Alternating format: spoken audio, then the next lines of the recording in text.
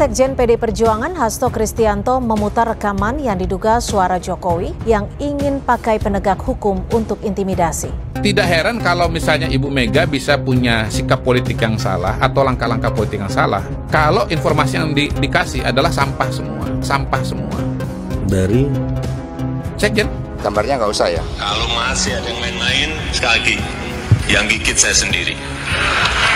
Lewat cara saya, bisa lewat KPK, bisa lewat Polri, bisa lewat Kejaksaan. Akan saya bisikin aja, di sana ada yang main-main. Ya masa saya mau gigit sendiri kan enggak. Nah ini kan sesuatu yang menurut saya kurang bijak. Mengapa ini saya sampaikan? Karena ini hari kemerdekaan kita. Yang seharusnya dengan kemerdekaan itu setiap orang bebas dan bertanggung jawab di dalam menyampaikan pendapatnya, tetapi harus dalam koridor hukum, koridor kepentingan nasional. Tidak boleh seseorang melakukan intimidasi. Ini salah satu pernyataan paling lemah dari Mas Hasto Kristianto, Pak Sekjen kita ini. Dan ini betul-betul mengherankan. Beliau lagi-lagi kayaknya mengutip hoax. Dari hasil penelusuran, suara yang ditujukan Hasto diketahui memang suara Presiden Jokowi. Hanya saja konteks pernyataan tersebut disampaikan Jokowi dalam Rakornas Forkopimda di Sentul, Bogor. Saat itu Presiden Jokowi menyebut dirinya tak segan menindak tegas pihak-pihak yang berusaha menghambat kebijakan untuk negara. Saya prihatin, beliau sebagai sekjen partai besar, kok kualitasnya begitu gitu loh. Iya buruk. Kok kualitasnya begitu gitu loh. Iya buruk. Assalamualaikum warahmatullahi wabarakatuh. Kembali lagi bersama saya di Kosi Politik. Tadi kita melihat sebuah berita di mana Pak Hasto menunjukkan sebuah video di mana Bapak Jokowi terlihat sedang mengintimidasi memakai nama Kapolri, KPK, dan juga Kejagung. Dan setelah ditelusuri ternyata video itu adalah video Rakernas tahun 2019 ya. Ya memang Bapak Jokowi sedang melakukan intimidasi kepada orang-orang tertentu. Tapi ya itu ditunjukkan kepada para penjahat ya, bukan untuk orang-orang yang tidak bersalah. Dan inilah video lengkapnya. Kembali lagi urusan yang berkaitan dengan investasi, dengan ekspor. Kenapa ini harus kita kerjakan? Bertahun-tahun kita ini yang namanya defisit neraca perdagangan, defisit transaksi berjalan nggak bisa diselesaikan. Udah bertahun-tahun, berpuluh tahun. Karena urusan tadi investasi nggak bisa diselesaikan, ekspor nggak bisa ditingkatkan. Oleh sebab itu saya titip pada daerah, kalau ada investasi yang orientasinya ekspor, investasi tapi orientasi barangnya akan diekspor, sudah tutup mata, tanda tangan izinnya secepat-cepatnya, nggak usah ditanya-tanya. Urusan keamanan backup dari Polres, dari Polda, backup agar apa muncul cipta lapangan kerja yang kita inginkan. Atau ada orang datang, investor datang, ingin membangun pabrik atau industri untuk barang-barang substitusi impor. Barang-barang yang sekarang ini kita masih impor. Kemudian dia mau mendirikan produk itu di sini, juga tutup mata, tanda tangan secepat-cepatnya.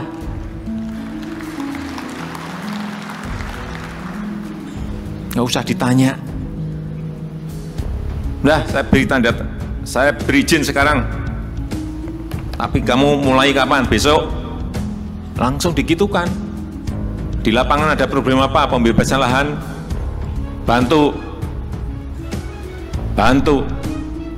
Biar segera terrealisasi, sehingga current account defisit kita menjadi baik, defisit neraca perdagangan kita menjadi baik. Ini kalau dua ini rampung, defisit neraca perdagangan, defisit transaksi berjalan kita rampung, kita mau berantem dengan negara manapun kita berani. Karena stabilitas ekonomi kita, stabilitas ekonomi makro kita sudah stabil. Tapi kalau ini belum bisa diselesaikan, misalnya kita ini di-ban, misalnya CPO kita, minyak kelapa sawit kita ke Eropa, ya kita masih mikir. Tapi kalau ini sudah bagus, yang namanya defisit neraca perdagangan kita sudah surplus, defisit transaksi berjalan kita sudah baik.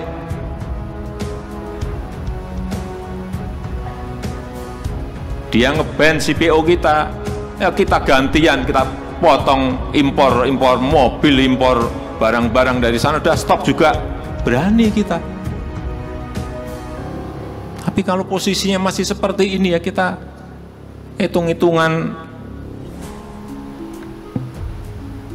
harus hitung-hitungan untung atau rugi. Inilah kita akan berdaulat betul kalau kita bisa menyelesaikan ini. Dan jalan yang kita tempuh tadi yang saya sampaikan.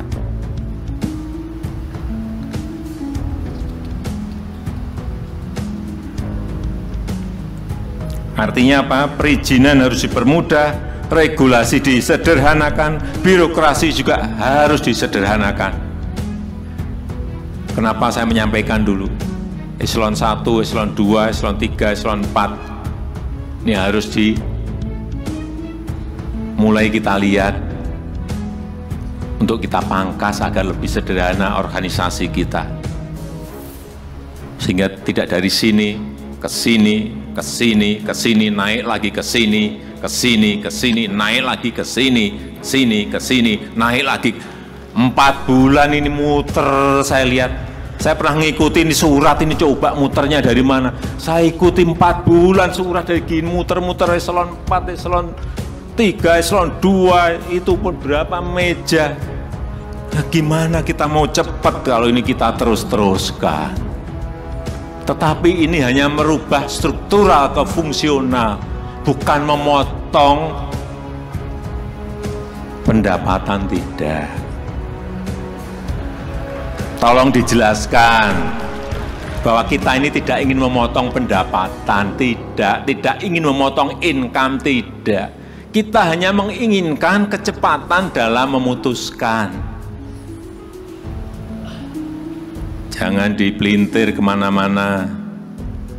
Tapi sekarang sudah kelihatannya sudah sangat berkurang sekali, memelintir, mentwist, itu sudah mulai berkurang. Alhamdulillah.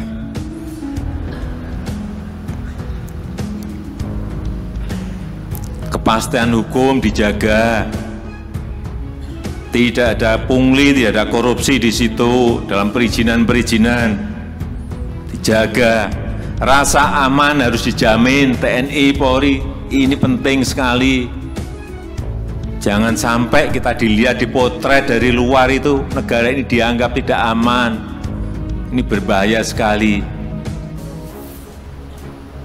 Yang di dalam juga nggak mau membuka usaha, yang di luar apalagi.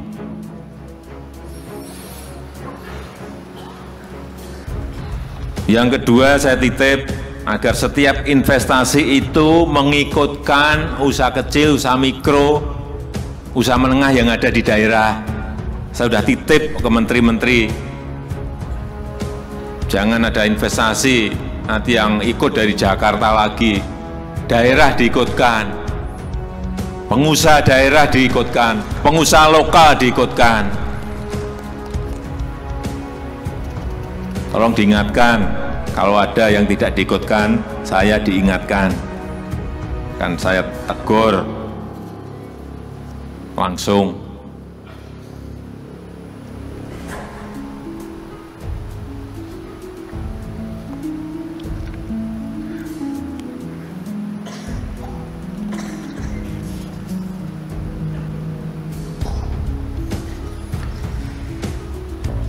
Saya rasa itu mungkin yang bisa saya sampaikan pada kesempatan yang baik ini. Kembali lagi, perlu saya sampaikan bahwa kecepatan kita dalam bekerja, kecepatan kita dalam melayani ini sangat penting sekali bagi kita semuanya. pada para penegak hukum, Kapolda, Kapolres, Kejati, Kajari, Ketua Pengadilan Tinggi dan Negeri. Tugas saudara-saudara semuanya adalah menegakkan hukum, mendukung agenda strategis bangsa, dan saya ingatkan juga jangan menggigit orang yang benar.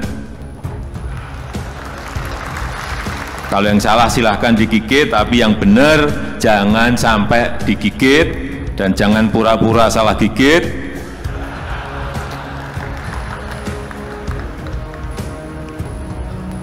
Jangan pernah juga menggigit pejabat atau pelaku-pelaku bisnis yang sedang berinovasi untuk kemajuan negara ini. Karena tugas saudara-saudara adalah menggigit siapapun yang memiliki niat buruk untuk mengganggu agenda besar strategis bangsa kita. Saya juga tidak akan memberikan toleransi kepada aparat hukum yang kerjaannya hanya menakut-nakuti dan mengganggu inovasi, yang kerjaannya justru memeras birokrat dan pejabat. Ini saya sampaikan ini secara terbuka pada kesempatan yang baik ini, yang kerjaannya memeras para pelaku usaha. Saya mendengar banyak sekali, ini akan saya inventarisasi dan saya akan perintahkan nanti entah ke Kapolri, entah ke Pak Jaksa Agung. Ini ada ini di Kejari ini, di Kejati ini, di Polda ini, di Polres ini, tolong cek, langsung copot, pecat, itu aja udah. Itu stop, kayak gitu harus stop, jangan diterus-teruskan. Kepada Pangdam dan Rem dan Dim, seluruh jajaran TNI, kebesaran TNI harus digunakan untuk menjaga pertahanan, keamanan, persatuan. Kewibawaan TNI harus dimanfaatkan untuk mendukung agenda-agenda besar bangsa ini. Saya titip berkali-kali kepada Panglima TNI, rakyat sangat berharap pada kontribusi yang diberikan dari TNI dan Polri. Sekali lagi, cipta lapangan kerja itu agenda besar bangsa kita, meningkatkan ekspor, menurunkan impor juga agenda besar bangsa kita. Jangan pernah ada yang bermain-main di area ini. Saya sudah wanti-wanti betul, di area ini kalau masih ada yang main-main, saya gigit sendiri. Akan saya gigit sendiri. Nah, 5 tahun kemarin saya detailkan lagi, ini apa nih, ini kok nggak jalan apa, ini kok nggak jalan apa. Oh di sini, saya sudah mulai ngerti. Oh di sini, sudah mulai ngerti ya. Oh di sini, saya sudah mulai ngerti. Oh di sini, saya sudah mulai ngerti. Kalau masih diteruskan, ini saya ingatkan pagi hari ini, kalau masih ada yang main-main, sekali lagi, yang gigit saya sendiri. Lewat cara saya, bisa lewat KPK, bisa lewat Polri, bisa lewat Kejaksaan, akan saya bisikin aja. Di sana ada yang main-main. Ya masa saya mau gigit sendiri, kan enggak mungkin.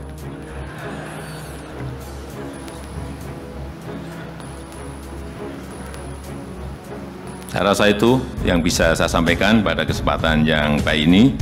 Dan dengan mengucap Bismillahirrahmanirrahim, saya resmi membuka Rapat Koordinasi Nasional Kepala Daerah dan Forkominda tahun 2019.